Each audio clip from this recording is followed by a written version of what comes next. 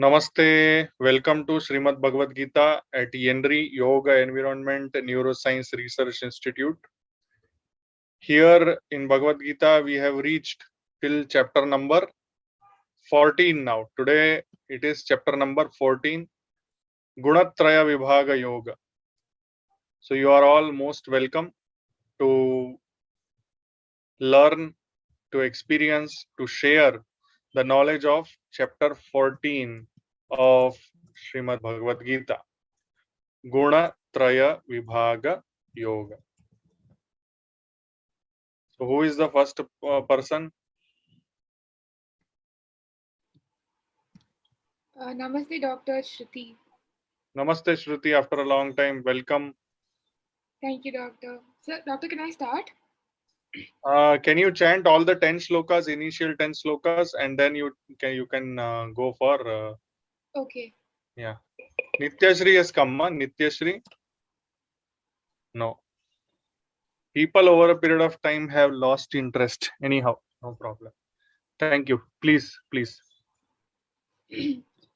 Om Shri Paramatmane Namaha Atha Chaturdashodhyayaha Shri Bhagavanuvacha Param Bhuyah Pravakshyami Jnananam Jnanamuttamam Yajñātva munayah sarve param siddhimito gataha idam jnanamupashritya mama sadharmyamagataha sargepi nopajayante pralayena vyathanti cha mama yonirmahadbrahma तस्मिन् गर्भं दधाम्यहं सम्भव सर्वभूतानां ततो भवति Bharat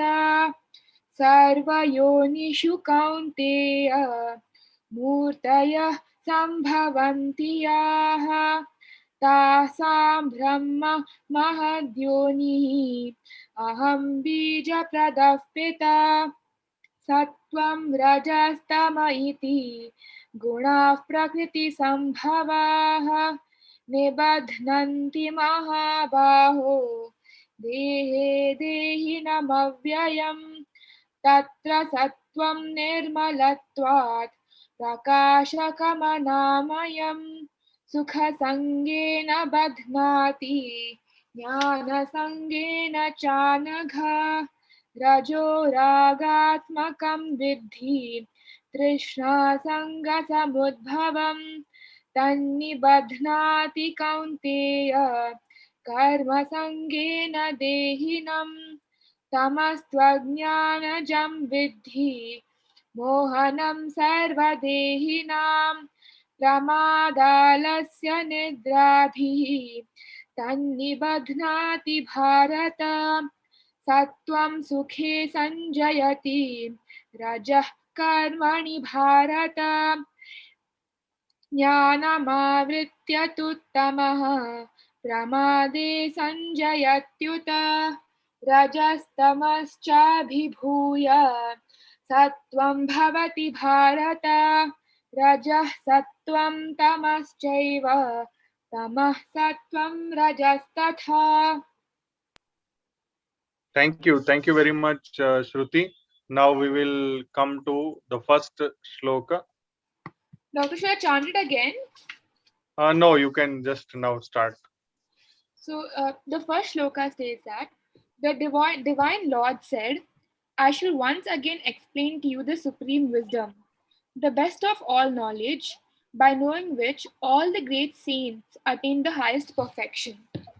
In the previous chapter, Sri Krishna had explained that all life forms are a combination of soul and matter. He had also elucidated that Prakriti, which is the material nature, is responsible for creating the field of activities for the Purush, which is the soul. He added that this does not happen independently, but under the direction of the Supreme Lord, which is also seated within the body of the living being. In this chapter, he goes on to elaborate in detail about the threefold qualities of material natures, which is the gunas. By gaining this knowledge and imbibing it into our consciousness as realized wisdom, we can ascend to the highest perfection. Thank you, Doctor. Thank you very much, Shruti, for such a short and sweet explanation of first shloka of chapter 14, that is Guna Traya Vibhaga Yoga. Before this, we studied the chapter named Kshetra Kshetragna Vibhaga Yoga. Before that, we studied Bhakti Yoga. Before that, Vishwarupa Darshana. Before that, Vibhuti Yoga. Before that, Rajavidya Rajaguhya Yoga. Before that, Akshara Brahma Yoga. Before that, Gnana Vijnana Yoga. Before that, Dhyana Yoga. Before that, Sannyasa Yoga. Before that, Gnana Karma Sannyasa Yoga. Before that, Karma Yoga. Before that, Sankhya Yoga. And before that, Arjuna Vishada Yoga. And before that, we all know that why this war was being fought. Now, as we are seeing, Bhagwan Sri Krishna, he is trying to solve the depression, the anxiety, the fear of Arjuna. And there is Arjuna everywhere. In every person, there is Arjuna. And that Arjuna needs knowledge. That Arjuna needs the reason for action. That Arjuna needs the knowledge through which the action can be performed. And same action can be done with the practice of renunciation.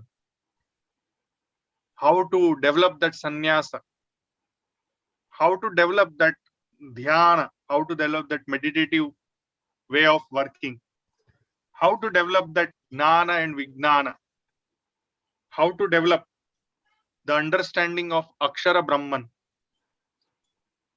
how to develop the understanding about Rajavidya and the secretive Rajavidya, how to develop the understanding of divine manifestations, that is vibhutis, how to understand the cosmic form, that is Vishwarupa Darshana, how to devote ourselves to that Vishwarupa, that is Bhakti Yoga, and how to discriminate between what is what, that is Kshetra and Kshetragna. Now, when we entered into Kshetra and Kshetragna, we came to know that there is something called as Prakriti and Purusha.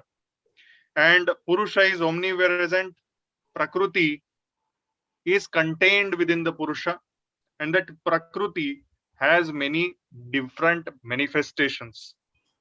These manifestations are very, very important.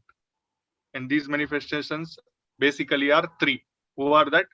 Sattva, Rajas, and Tamas. Guna Traya Vibhaga Yoga, as we call it as.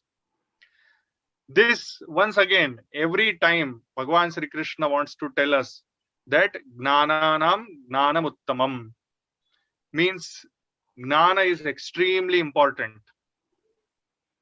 Gnana is very, very important, and that supreme nature of Uttam means supreme nature of that Gnana, will help us to get rid of the problems, to get rid of the Maya, and then reach to the Mukti, from Maya to Mukti. So how these things happen, how this Prakriti manifests, how the birth happens, what are the various manifestations of the three gunas, what are the various developments in the gunas, and how we can transcend these gunas, how we can develop that idea of mukti, and how a person after the transcending of the gunas looks or is perceived, that we are going to see in this chapter. With that understanding, one more slide I had prepared for all of us. Gunas are actually automatic and spontaneous. This we have to understand right from the beginning. And that is where its knowledge is very, very important. Something which is very spontaneous, something which is very automatic, we need to know how it works.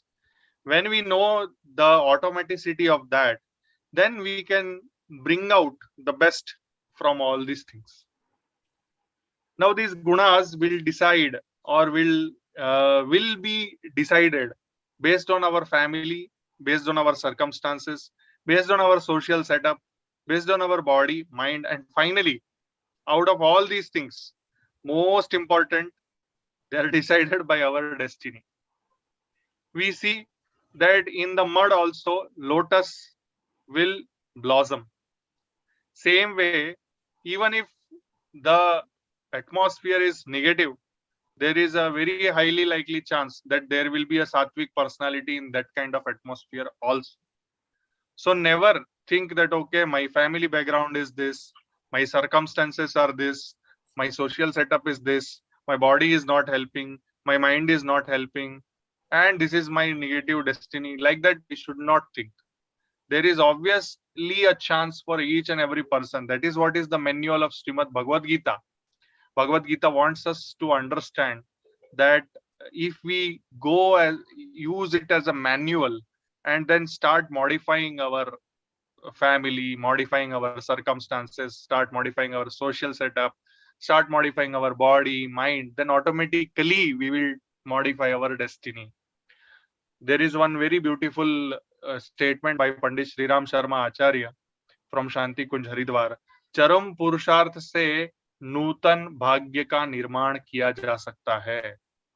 Means by extreme level of purushartha, by extreme level of work, hard work, smart work, नूतन भाग्य का निर्माण किया जा सकता है. नूतन means नया, भाग्य means destiny. So we should always remember, and we should, with that only we can transcend the gunas. Okay, with that understanding, second person, Gautam. नमस्कार हाँ गौतम जी, भगवत गीता इस सेशन में उपस्थित सभी को बहुत बहुत स्वागत मेरी तरफ से। और मैं शुरू करता हूँ श्लोक चैंटिंग। ओम श्री परमात्मने नमः। अथ श्रीमद् भगवद गीता अथ चतुर्दश अध्यायः गुणत्रय विभाग योगः। श्लोक नंबर द्वितीय। इदं ज्ञानम् उपाश्रित्य मम सा धर्मं यागतः सर्गेऽपि नोपजायन्ते प्रलये न व्यथन्ति च। भगवान श्री कृष्ण बार बार ये बात कह चुके हैं गीता में कि जो इस ज्ञान को प्राप्त कर लेता है वो दिव्य रूप को प्राप्त कर लेते हैं, परम सिद्धि को प्राप्त कर लेते हैं और वो इस सृष्टि के आदि में उतरते नहीं और जो है प्रलय काल में भी व्याकुल नहीं होते हैं। तो दिव्य ज्ञान प्राप्त करने के बाद, इस श्लोक का तात्पर्य है दिव्य ज्ञान प्राप्त करने के बाद जन्म मृत्यु के चक्र से छुटकारा मिल जाता है और गुणगत रूप में परम पुरुषोत्तम भगवान के साथ एकात्मता हो जाते हैं। लेकिन जीवात्मा उनकी जो व्यक्तिगत सत्ता है उससे दूर नहीं होता। वैदिक शास्त्र से जानकारी मिलता है कि मुक्त जीवात्माएं जो चिन्मय लोक या वैकुंठ लोक में वापस जाते हैं वे सभी भगवान के भक्ति युक्त सेवा में रत है और सदा वो भगवान के श्री चरण कमल दर्शन कर रहे हैं। अतएव मुक्ति के बाद भी भगवत भक्तजन उनके व्यक्तिगत सत्ता खोते नहीं है। इसके बाद इस जड़ जगत में हम लोग जो ज्ञान अर्जन करते हैं वो जड़ जगत के 3 गुणों के द्वारा कलुषित है। लेकिन जो ज्ञान प्रकृति के इन 3 गुणों से कलुषित नहीं है उसको कहते हैं दिव्य ज्ञान। जब कोई इस दिव्य ज्ञान में अधिष्ठित हो जाते हैं तो वो भगवान के समता प्राप्त होते हैं। चिन्मय जगत के संबंध में जिन लोगों को कोई ज्ञान नहीं है वो लोग सोचते हैं कि इस जड़ जगत के समस्त कार्यकलाप से मुक्त होने के बाद उस चिन्मय जगत में हमारी सत्ता और परमात्मा सब निराकार और वैचित्रहीन हो जाते हैं। लेकिन साधारणतः चिन्मय जगत इस जड़ जगत से भी अधिक वैचित्रमय है। जो लोग ये नहीं जानते हैं वो ही ये कहते हैं कि परम धाम यानी भगवत लोक इस जड़ जगत से बिल्कुल विपरीत है। असल में चिन्मय भगवत धाम में प्रवेश करने के बाद जीव चिन्मय अवस्था में आ जाते हैं। वहाँ उनका समस्त कार्यकलाप चिन्मय हो जाते हैं और इसी चिन्मय अवस्था को भक्त जीवन कहा जाता है। और वैकुंठ धाम यानी परम लोक। वैकुंठ यानी जहाँ पे कुंठा नहीं है। कुंठा मतलब कलुषता, दुश्चिंता, ये सब का अभाव। वहाँ सभी परमेश्वर भगवान के समपर्याय है। इस प्रकार ज्ञान अर्जन करने के लिए हमें अवश्य दिव्य गुणावली से परिपूर्ण होना पड़ेगा और इस दिव्य गुणावली से विकसित होने वाला व्यक्ति इस जड़ जगत के सृष्टि अथवा विनाश से भी अछूता रहता है। धन्यवाद। जय Shri Krishna. Jai Shri Krishna. Thank you. Thank you very much, Gautam, for very beautiful explanation of this shloka. And you have brought up a very beautiful point of Vaikuntha, जहाँ पर कुंठा नहीं है, जहाँ पर negative thought process नहीं है, वही वैकुंठ है। बहुत अच्छे। Now third one. Who is the third person to chant this? Me, sir, Indira. Indira ji, please. Chapter 40, Shloka 3. Mama yonirmahad brahma tasmin garbham dadhamyaham sambhava sarva bhutanam tato bhavati bharata. The meaning is the total material existence called as Brahma is the source of breath, birth or creation, and within that Bhagavan insert the seed of life, that is consciousness. The key word here is aham garbham dadhami. Common people are not able to understand this fact, which is the cause of the whole creation. Krishna here asserts, I am the father of all creation. That is, it is the same consciousness that is being expressed in all living and non-living beings in the whole world. To understand this, one has to achieve the Gunatita state. He should connect his mind to the soul, and then with the Sattva Guna manifesting in him, he will understand it is the same consciousness that is expressed through all. We have to strive to achieve this state through devotion and service. Om Shri Krishna Pranamastu.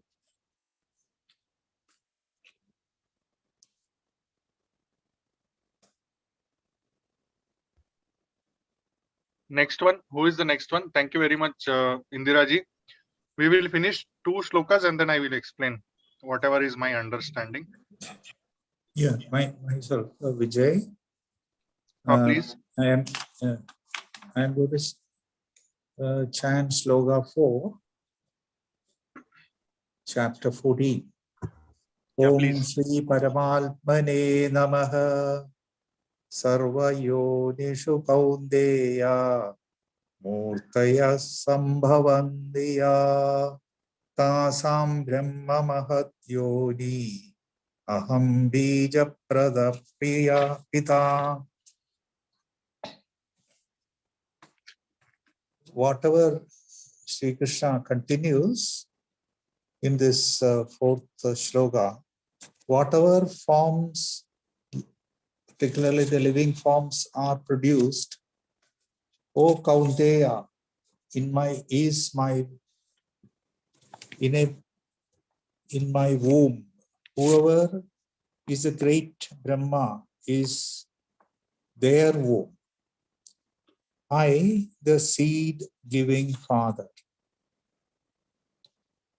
The wombs of the Prakriti are the infinitely graded, providing scope for all types of beings to spring forth. Continuing from the celestial, human forms, beasts, birds, insects, vegetable kingdom, bacteria, all these have their corresponding wombs to take birth and thrive and die at the end of the life cycle. Prakriti is the cosmic mother of the entire creation, and Ishvara is the father. Physical body happens according to gunas and the accumulated desires and karmas. How does this Prakriti bind or confines the jivas? This process is explained in the following shlokas. Om Shri Krishna Arpanamastu. Namaste.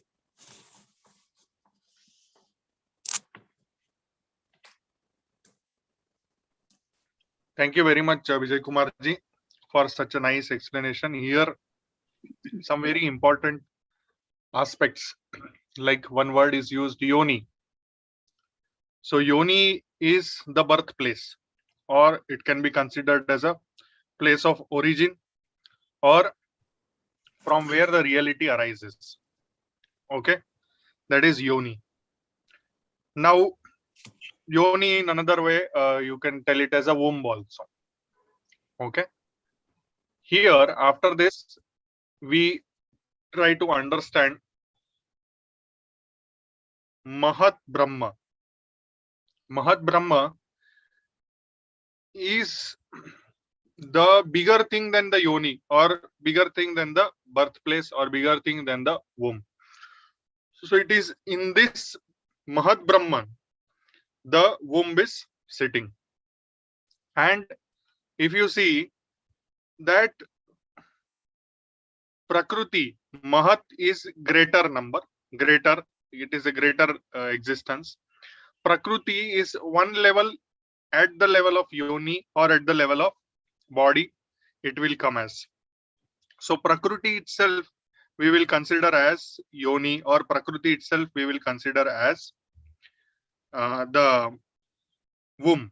Okay, this is one more aspect which we all need to understand. Now, one more word which is used generally in Upanishads, that is Hiranya Garbha. Because here once again yoni, Garbha, Mahat Brahma, all these things combined together, we are trying to understand what is going on here. Okay. So if you read the last line of this, Tasam Brahma Mahad Yonir. So these are the words, they are used together, and then Bija Pradaha Pita. So Bija means here once again seed, and seed, if you try to see, this seed is called as Garbha also. Okay, Garbha is formed by combination of male and female seed, like that. So Hiranya Garbha is nothing but golden womb. Golden womb. Gold is a color of illusion, which we all need to understand. And this golden color, it comes from attachment to the Prakriti. And that Prakriti is nothing but the manifestation in the form of three gunas, that is Sattva, Rajas, and Tamas.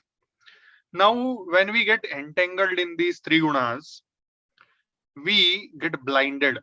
As we get blinded by the Hiranya Garbha, the shin of the gold, or as you can understand one more aspect, the Hiranya Garbha is one more name for Bhagwan Sri Surya. So when we look at Bhagwan Sri Surya, it gives a lot of light, it gives a lot of awareness, correct? But when we look at it, the Bhagwan Sri Surya is going to blind us for a while, isn't it?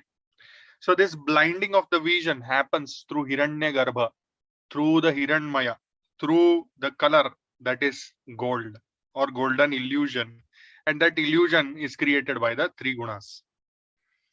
Okay, so this is one more important aspect. Now we will understand that how these three gunas are going to manifest into a human being, and how are these functions and all these things from next shloka onwards. Who is the one? I think it is Godamani ji. Okay, Doctor, this is Godamani. Yeah, please. Namaste, Godamani. all Indri Namaste, Bandhus. namaste, namaste.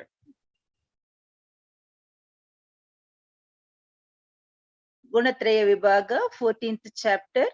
I'm chanting 5th shloka. Sattvam rajastama iti gunaha prakriti sambhavaha nibadnanti mahabaho dehe dehinamavyayam. O Arjuna, the nature is made of 3 parts, namely Sattva, the light representing goodness, Rajas, the fire representing passion, and Tamas, the darkness representing evil. These bind down and limit the human mortal bodies from reaching true perfection and achieving the state of infinite spirit and immorality. The 3 gunas, Sattvam, Rajas, and Tamas, are diverse in character. They are called Prakriti Sambhava, born of nature, in order to show that they are all evolutes of Prakriti and that the whole material creation is an amplification of these 3 gunas. The word Dehinam is intended to convey that the gunas react only on those who look upon the body as their self, while the use of adjective avyayam with reference to the same shows that in reality the soul as such is immutable. Hence, there can be no bondage for it. It regards itself as bound only due to the ignorance that has haunted it from time without beginning. These 3 gunas induce in the soul is sense of possession, attachment, and a feeling of identification in respect of enjoyments and bodies corresponding to themselves. This is what is meant by their tying the soul to the body. In other words, what binds the soul is its feeling of identification, attachment, and sense of possession in respect of bodies evolved from the 3 gunas and of objects connected therewith.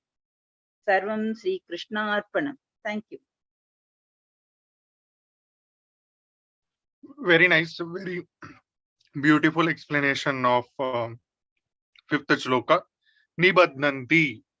So this is how the 3 gunas are going to bind the Atma to the body.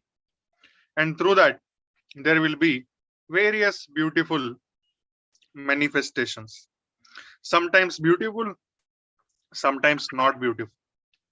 For example, if there is some problem, birth related problem, then some genetic problem is there, then we see some children developing so many deformities and being born.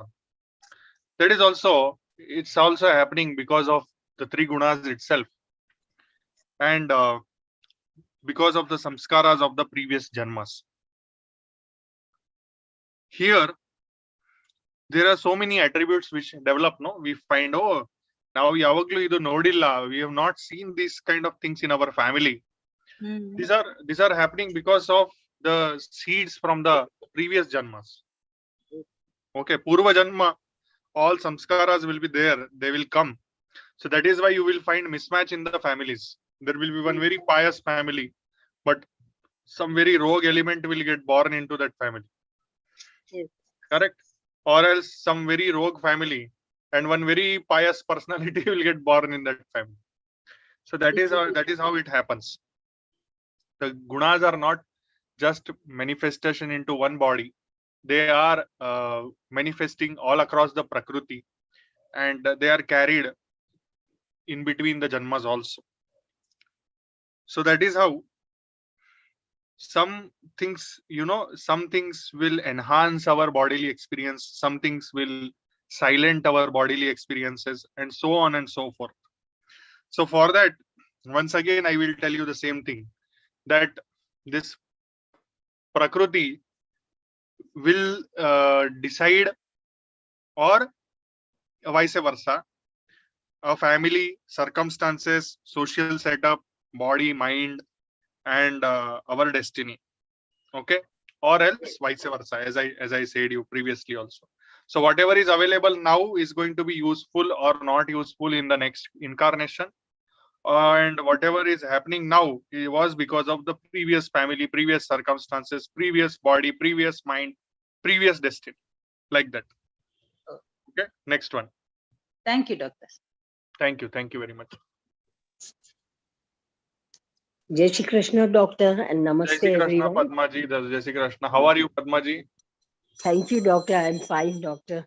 Thank you. I'm Thank you. in Thank Mumbai you for now. sharing. Yeah, thank you for sharing books, Padmaji. We got 3 books from you. Thank you very It's much. Yeah. my pleasure, Doctor. Thank you. Thank you. Yeah. Chapter 14, Shloka number 6. Tatra Sattvam Nirmalatvad Prakashakam Namayam Sukha Sangena Bandhati Jnana Sangena Chanada. All the 3 gunas are bandhan. Sattva guna is above all and purer. It removes the cover of ignorance and leads to the light of the soul. Thus, a greater sense of happiness and knowledge is achieved. Sattva guna illuminates well-being, it creates happiness and leads to well-being of whole self. Sattva guna makes a person calm, serene, tranquil, satisfied, charitable, compassionate, and helpful. It also nourishes good health. Shuddha Sattva makes one's mind and intellect really divine. Dhanyavad.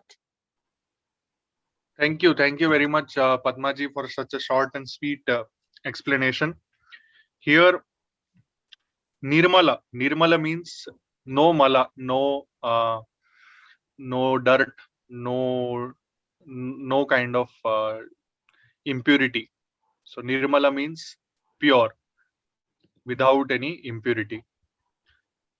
So pure, faultless, Prakasha. Prakasha means light. Light is another way of telling knowledgeable also. Then gives a lot of joy, relieves one of pain, mental agony, and all these things. Sukha means happiness, destroying the ignorance and attaching ourselves to the knowledge. Sukha sangena badhnati, gnana sangena chanagha. Anagha means the one who does not have any sins, any papa karma are not there associated with that person. So when all these things happen,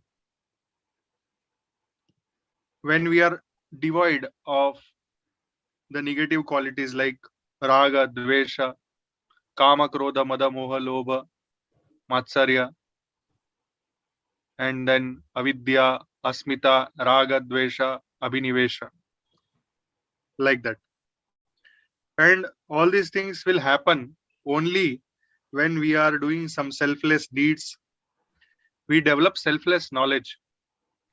Here I want to share one very interesting. Recently it had happened. I am very frank about all these things. I don't care what people think about me anymore. So in front of me in my neurosurgery residency, there was a fight between one additional professor and associate professor. The associate professor wanted to increase his neurosurgical skills and wanted to do the subspecialty in neurosurgery, which the additional professor was already in charge of. So now already you are an in charge. So you don't need to fear that, okay, this person will be my competition. And that too, it is a government institution. What is there for you to fear? Correct? You are getting your salary, you are working whatever you want to work on. If one more person works, your burden is reduced. But this person kept on fighting, the senior person, and he kept on trying to dominate this other younger personality. And it came to one point where they both almost became physical, like they wanted to hit each other. That much of suffering the senior person was causing to the junior person. And this I have seen with my own eyes. This is what is the brutal reality of medical field. Okay, so much of competition, so much of misunderstanding, so much of nonsense, so much of selfishness in such a selfless profession, that despite being government servants, despite being fed by the government for serving people, they are fighting for position, they are fighting for power.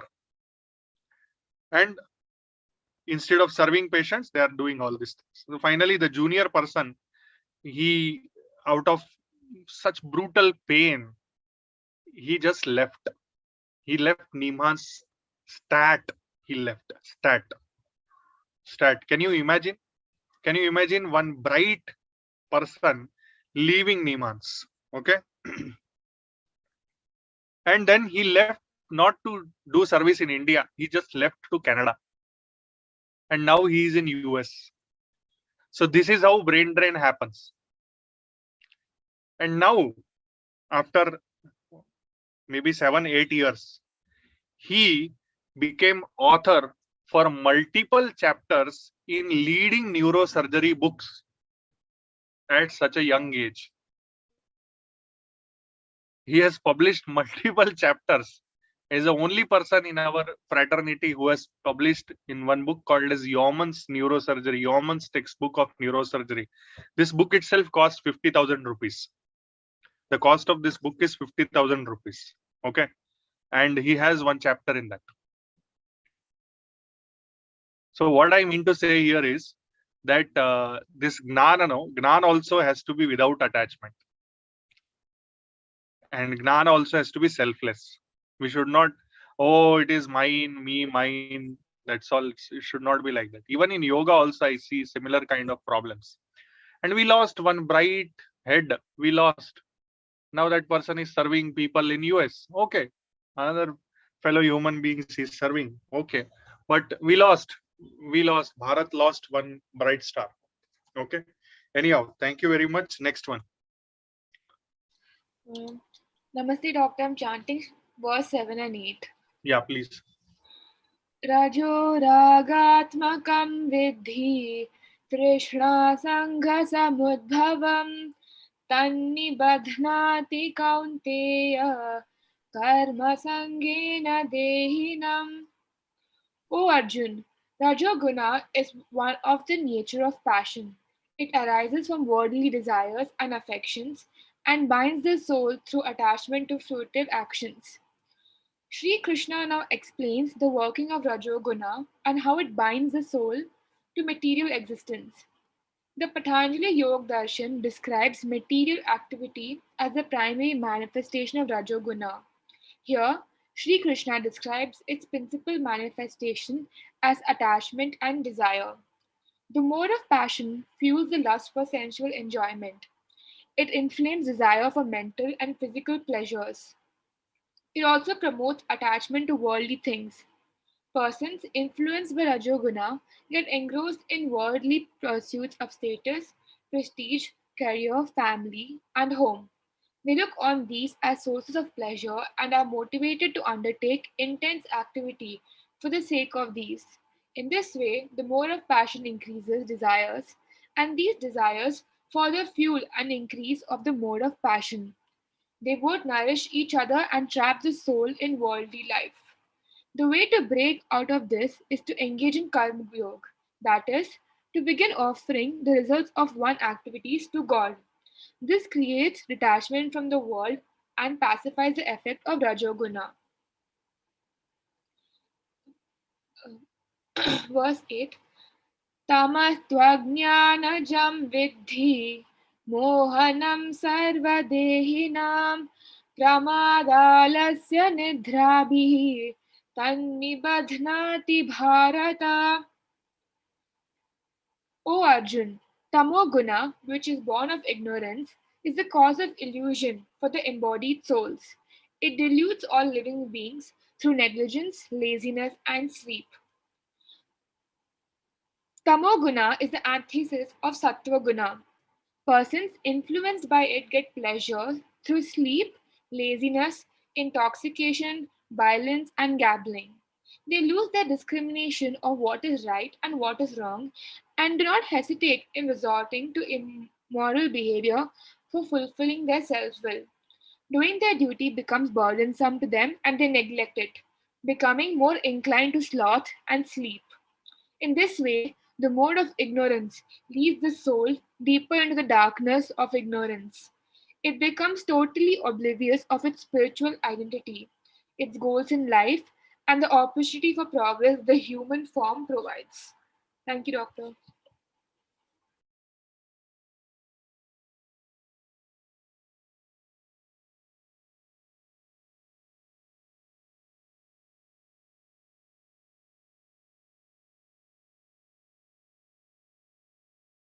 Thank you very much, Shruti, for such a nice explanation. In short, there is a lot to be discussed about it, but today we will limit ourselves in the discussion of this.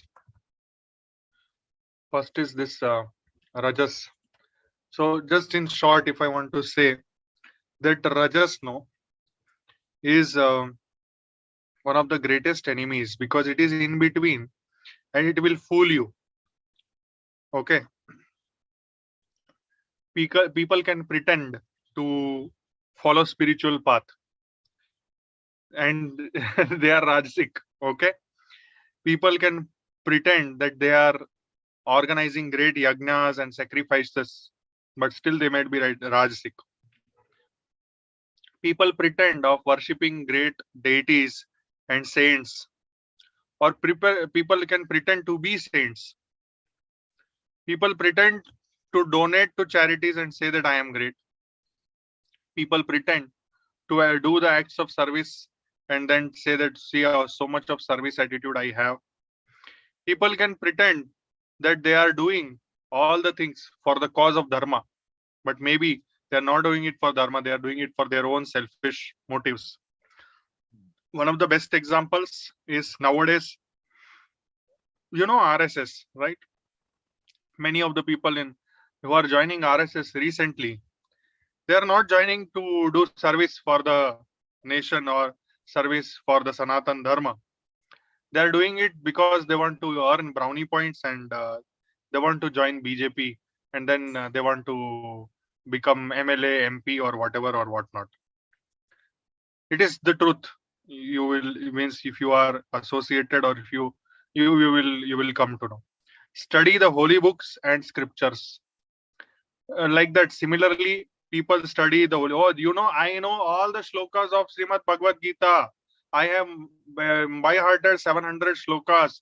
I know in detail meaning. I have read these bhashya, that bhashya, and this and that. I know all the Upanishads, and like that, there will be some chest beaters also. So these are the kinds of people who are Rajasic, and at the same time they're toxic for themselves and for the society as well. Okay, so that is why this Rajas, it's very dangerous.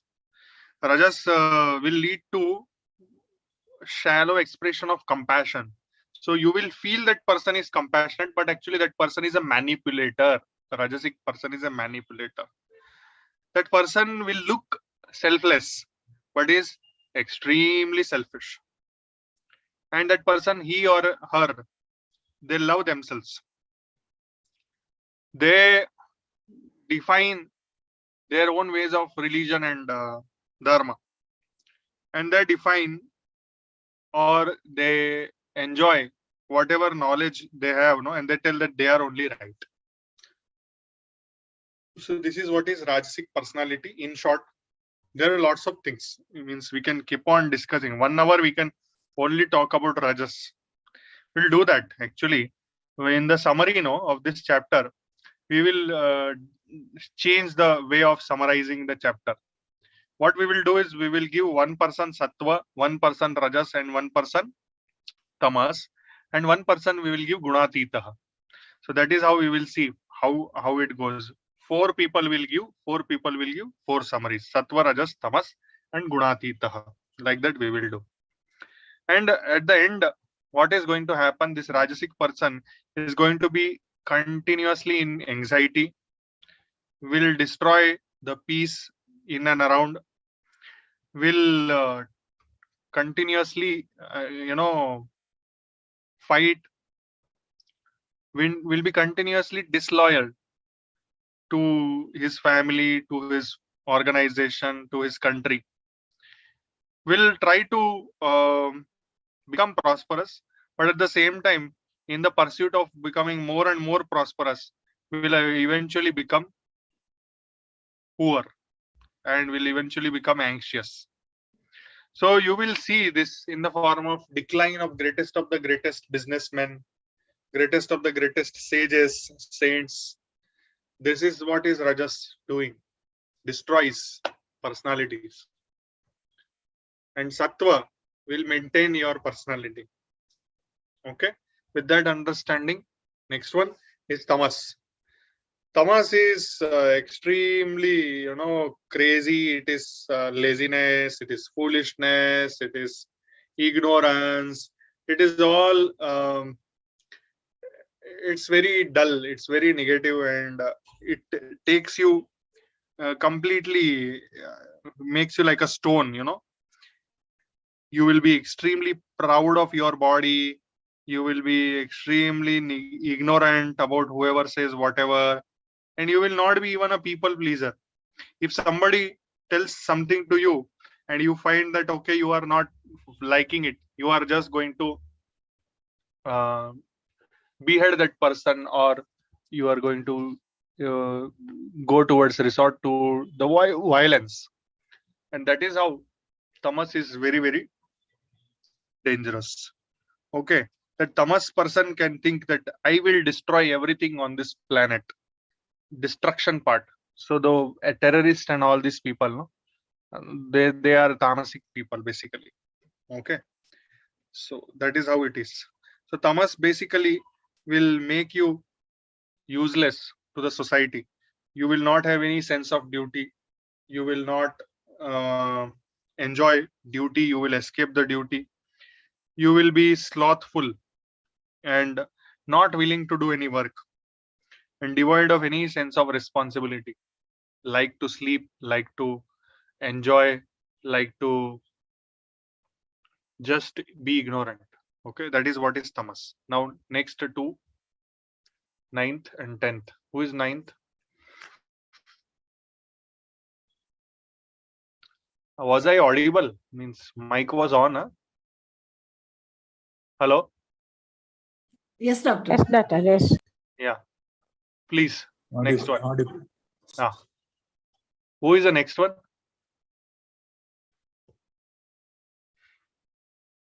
Next one, please. Ninth. Ayyo. Bhanumati ji. Once again, she has not joined, I think. She has just put her name and she has not joined. Sattvam sukhe sanjayati rajah karmani bharata gnanamavritya tu tamaha pramade sanjayatyuta. Here we have to understand that sattva will bring joy, rajas will bring karma, and tamas will lead to covering or shading of gnana, of knowledge, and lead one towards pramada, means useless actions. Pramada can be anything. It can be violence, it can be sex, it can be destruction, it can be anything. So that is what Bhagavan Sri Krishna is telling in this very short way.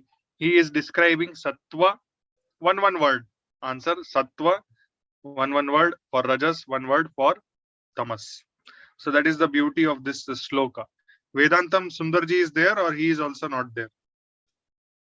Vedantam ji, are you there? Hello, namaste. I think Vedantam ji is also not there. So I will finish off this 10th one also.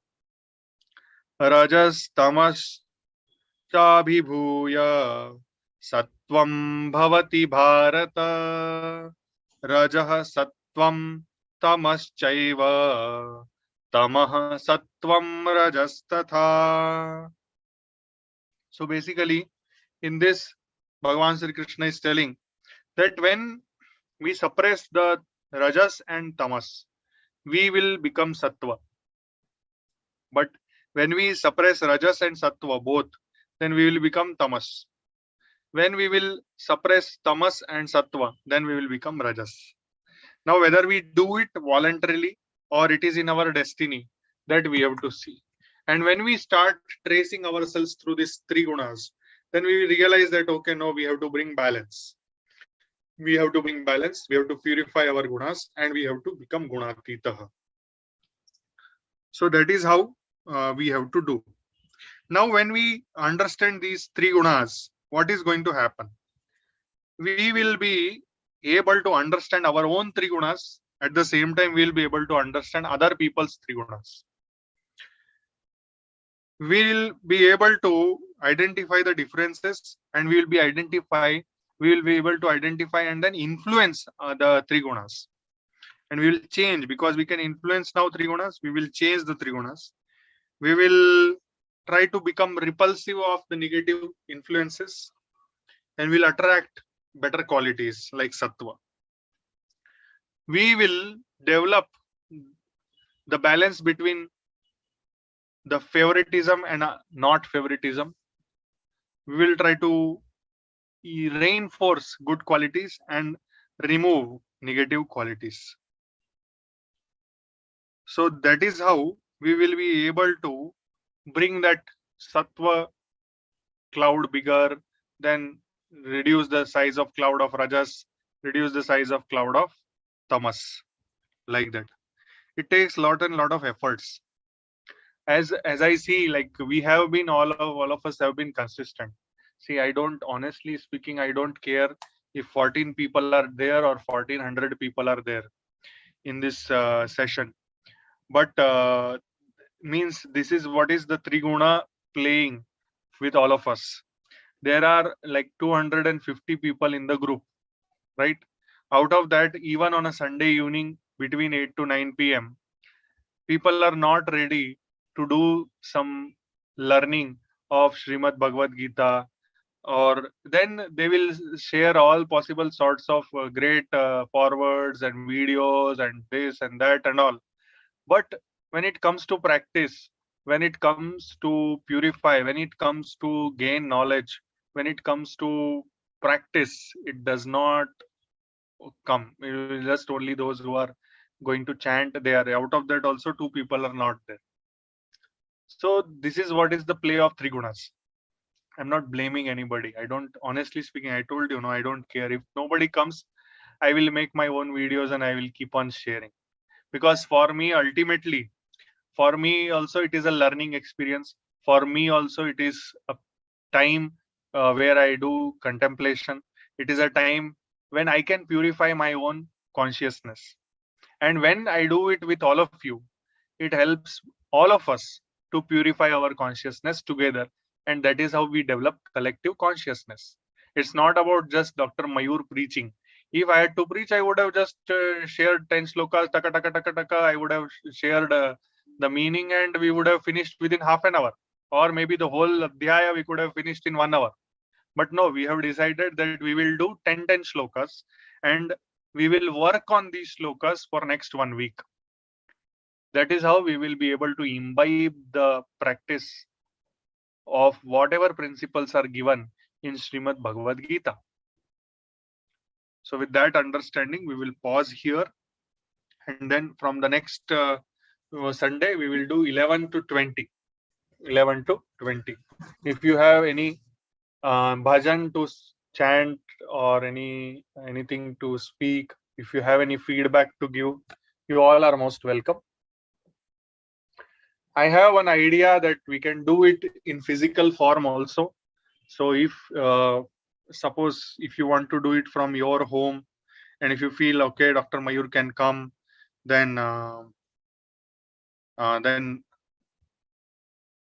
we can do that also. Okay, thank you. I will sing a song, Doctor. Yeah, please, Padmavati ji. Yeah.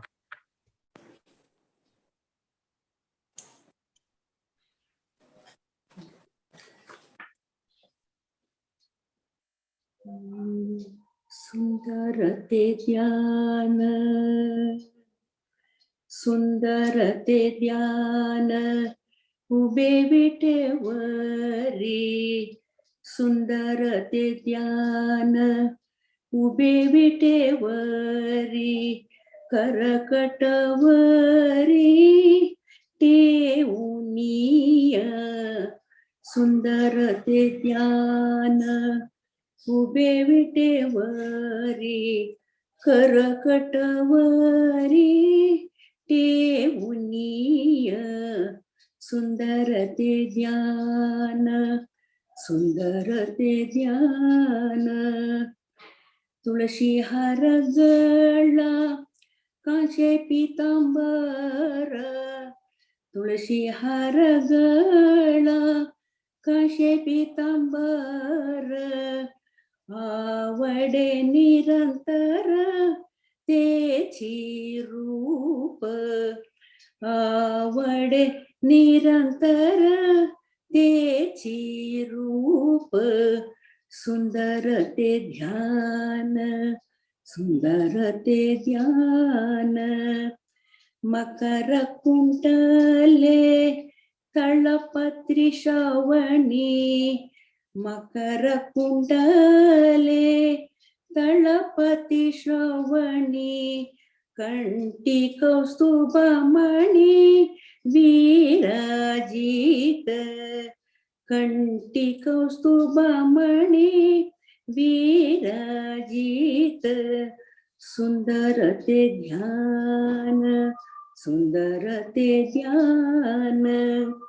तुका म्हणे मागे हेची सर्व सुख, तुका म्हणे मागे हेची सर्व सुख, पाहिन श्रीमुख आवडीने, पाहिन श्रीमुख आवडीने, सुंदरते ध्यान उभे विटेवरी, करकटवरी देऊनिय, सुंदरते ध्यान, सुंदरते ध्यान, सुंदरते ध्यान.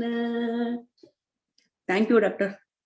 Thank you, Padmavati ji, for such a nice Marathi abhanga. Yes, Doctor. Tukarams. Tukaram, Santa Tukaram. What Santa Tukaram is saying? Can you tell us? We want to see only his face only. That is enough for him. He is satisfied with that. Huh? He is satisfied with that. Is only the face, is the smiling face of the Hari.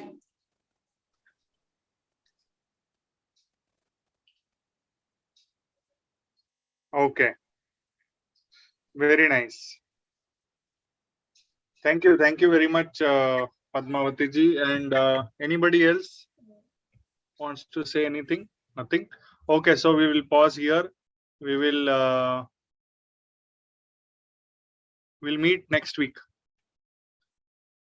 Let us finish our session with Sarve Bhavantu Sukhinaha. Adopt Namaskara Mudra. Omkar followed by Sarve Bhavantu Sukhinaha. Om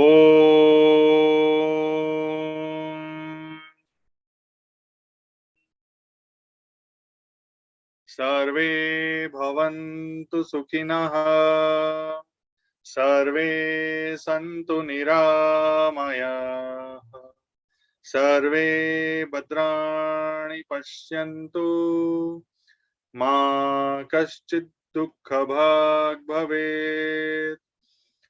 Om Shanti Shanti Shanti. Slowly take your both the hands back. Hold your right wrist with the left palm. Inhale, arch your back, look up.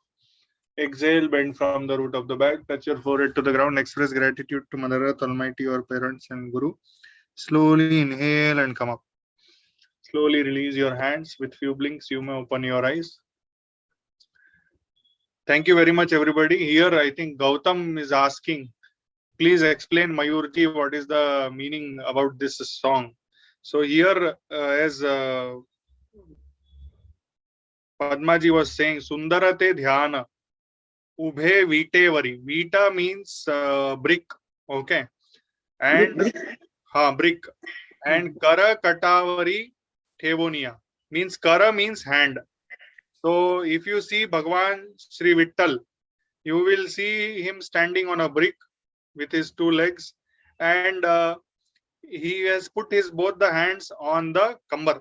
So that is the particular posture. You will see the elbows are out and the hands are on the like side of the abdomen, like that, kata. Tulasi har gada. Tulasi har means the har mala of tulsi. And kamse pitambara means pitambara means golden color, yellow color. Ambar means clothes are there on the body, okay, on the lower body. And then avade nirantara techi rupa, that is nirantara means continuously. I like, avade means I like that rupa, means I like that beautiful vigraha of Bhagwan Sri Vittal. Okay. Then Makara Kundale Talapati Shravani. Shravani means here we are talking about kan, ears, and Kundale means the ear rings. They are in the form of fish, Makara. Okay. And Kanti Kaustubamani Virajita. Kanti means in the neck. There are Kaustubamani in the form of Kaustubaratna. They are all there on the chest, in the neck region. Tuka mane maje hechi sarva sukha means Tukaram Maharaj is telling that this is what is my sarva sukha, means this is what is my highest level of happiness. What is my highest level of happiness? Pahina Shri Mukha Avadine means I am looking at your beautiful face, Shri Mukha Avadine, with overall, like Avadi means, once again, Avade means liking. So I like anything, and because of that I will keep on watching you. I will keep on looking at your beautiful face, and I will keep on enjoying this beautiful looks of yours. Sundarate dhyana. So when you are doing that dhyana, it is very, very beautiful. Okay, standing Vittala Vigraha with all these beautiful descriptions. So that is what is this Tukaram Maharaja Abhanga. This is called as Abhanga. Okay, and Sundarate Dhyana. Thank you very much, everybody. Shubharatri. We'll meet on the next Sunday. बहुत बहुत धन्यवाद भाई जी, शुभरात्रि। Next week 11 to 20. Please, one of you take the voluntarily put the message in the group. No, now everybody thinks that Dr. Mayur only should do everything. Please do participate in the group. Please try to put one message 11 to 20. Put 11 to 20, chapter number 14. Okay. Thank you very much. Thank you. Shubhratri.